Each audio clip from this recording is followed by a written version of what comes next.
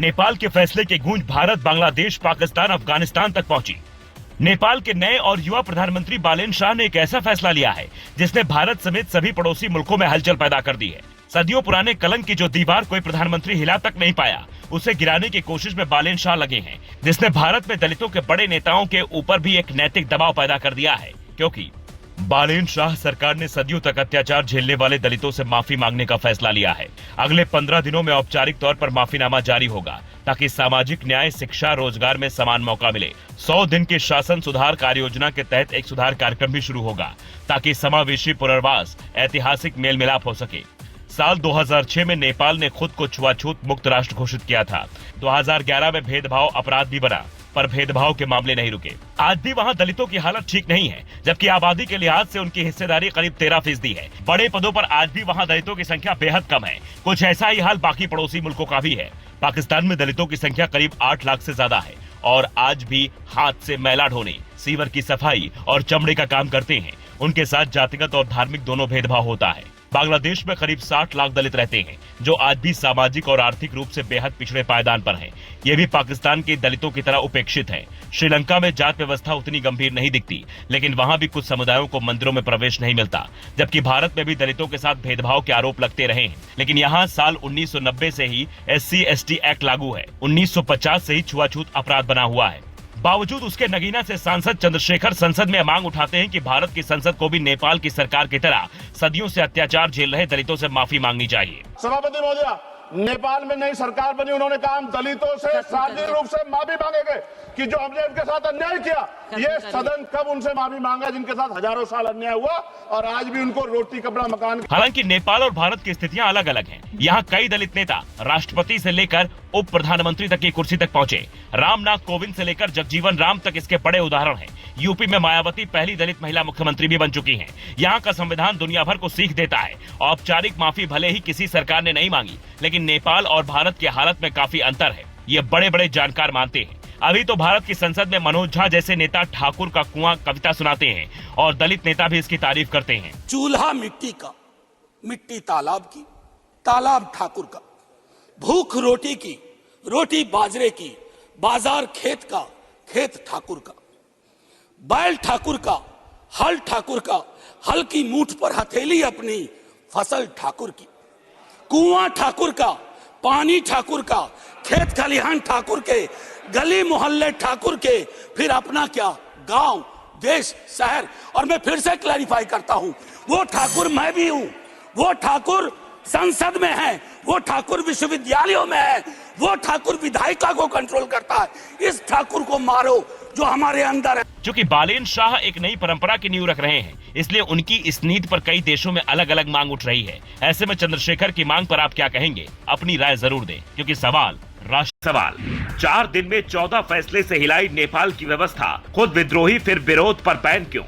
ये है नेपाल के नए प्रधानमंत्री बालेन शाह, जिन्हें वहां की जनता प्यार से बालेन कहकर बुलाती है, जो एक रैपर से काठमांडू के मेयर बने, फिर विद्रोह का बिगुल फूका और चुनाव हुआ तो पीएम बन गए। और अब इन्होंने एक फिल्म डायरेक्टर को नेपाल के संविधान में संशोधन का प्रस्ताव करने की जिम्मेदारी दी है, जिसे लेकर द स्टैट्समैन लिखता है, बालेन शाह ने अपने राजनीतिक सलाहकार असीम शाह को संविधान संशोधन चर्चा पत्र की जिम्मेदारी सौंपी है। असीम शाह एक फिल्म डायरेक्टर रहे हैं।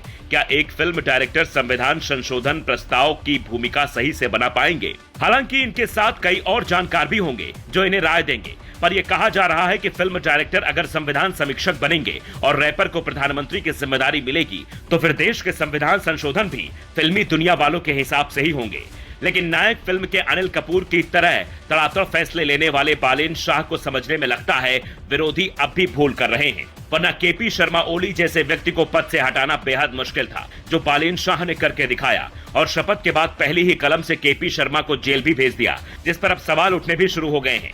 वहां की सुप्रीम कोर्ट ने बालेन शाह सरकार को कारण बताओ नोटिस जारी कर 3 दिन में जवाब मांगा है कि केपी शर्मा ओली को ऐसे क्यों गिरफ्तार किया गया है। उससे पहले तबीयत बिगड़ने की वजह से ओली को वीडियो कॉन्फ्रेंसिंग के जरिए अदालत में पेश किया गया था, जहां उनकी 5 दिनों की हिरासत और बढ़ा दी गई। अब ये कार्रवाई तो ठीक थी, वहां के जेनजी आंदोलन करने वाले युवाओं के मन के मुताबिक थी। इसके अलावा शिक्षा माफियाओं पर एक्शन भी लोगों को रास आया। पर बालेन शाह सरकार ने एक ऐसा फैसला लिया जिसने लोगों को यह सोचने पर मजबूर कर दिया कि खुद विद्रोही से नेता बने बालेन शाह अब विरोध पर बैन क्यों लगा रहे हैं। बालेन शाह सरकार ने कैंपस से पॉलिटिकल स्टूडेंट यूनियनों पर प्रतिबंध लगा दिया है। नेपाल में अब सरकारी कर्मचारियों और शिक्षकों को राजनीतिक जुड़ाव पर रोक लगा दी गई है। अब जरा सोचिए, जिस आदमी ने छात्र आंदोलन की लहर पर सवार होकर देश की सबसे ऊंची कुर्सी पाई, उसने अपने शासन के पहले ही फैसले में छात्रों से कहा राजनीति से दूर रहो। अब इसकी तुलना कुछ लोग शेक्सपियर के उस नाटक से कर रहे हैं जिसमें यह बताने की कोशिश की गई है कि न पूरी त्रासदी न पूरी कॉमेडी, वो असहज तीसरी विधा जहां आप हंसते हैं लेकिन हंसी गले में अटक जाती है। अब नेपाल के जेनजी आंदोलन के युवाओं के सामने भी कुछ ऐसी ही स्थितियां बन गई हैं, जो ये नहीं समझ पा रहे हैं कि बालेन शाह और उनकी कैबिनेट ने अगर कोई गलत फैसला लिया तो उसका विरोध कैसे करेंगे। अब वहां कोई छात्र नेता ऐसा नहीं हो पाएगा जो सीधे पीएम की कुर्सी को चैलेंज कर सके, जनता के बीच गाना गाकर ऐसा आंदोलन कर सके कि एक कद्दावर नेता को बुरी तरह हरा सके। क्या यह व्यवस्था इसलिए की गई या फिर नेपाल में अब कोई दूसरा आंदोलन ना हो, युवाओं को कोई और भड़का ना पाए? क्या देवबा को पकड़ने विदेश जाएगी बालेन शाह की पुलिस? नेपाल की सुप्रीम कोर्ट का आदेश, केपी शर्मा ओली को करो रिहा। क्या सियासी बदले और जल्दबाजी में हुआ था एक्शन? नेपाल की सुप्रीम कोर्ट ने बालेन शाह को बड़ा झटका दिया है। पूर्व प्रधानमंत्री केपी शर्मा ओली और पूर्व गृह मंत्री रमेश लेखा को अदालत ने रिहा करने का आदेश दिया है। साथ ही यह टिप्पणी की है कि जब बयान ले लिए गए हैं और सबूत नष्ट होने का कोई खतरा नहीं है तो फिर उन्हें हिरासत में रखने की कोई जरूरत नहीं है। जिसके बाद सवाल उठ रहे हैं कि क्या बालेन शाह की सरकार ने जल्दबाजी में और सियासी बदले की भावना से केपी शर्मा ओली को शपथ के तुरंत बाद गिरफ्तार करवाया था। नेपाल की जनता इस मुद्दे पर दो गुटों में बटी है। पहला गुट बालेन शाह के साथ है, जबकि दूसरा केपी शर्मा ओली के साथ। पर सबसे बड़ा सवाल यह है कि क्या राजनीतिक बदले की भावना के तहत नेपाल दूसरा पाकिस्तान बनने वाला है? जैसे पाकिस्तान में पूर्व प्रधानमंत्रियों और पूर्व राष्ट्रपतियों को जेल जाने का सिलसिला जारी रहता है। अभी शहबाज सरकार में इमरान खान जेल में हैं, वैसे ही नेपाल में हो रहा है, क्योंकि केपी शर्मा ओली के रिहाई के आदेश के बाद काठमांडू कोर्ट का यह नया फैसला आया है, जिसके मुताबिक नेपाल के पूर्व प्रधानमंत्री और पूर्व गृह मंत्री शेर बहादुर देउबा, उनकी पत्नी आरजू राणा देउबा जो नेपाल की विदेश मंत्री रह चुकी हैं, दोनों के खिलाफ गिरफ्तारी का वारंट जारी किया गया है।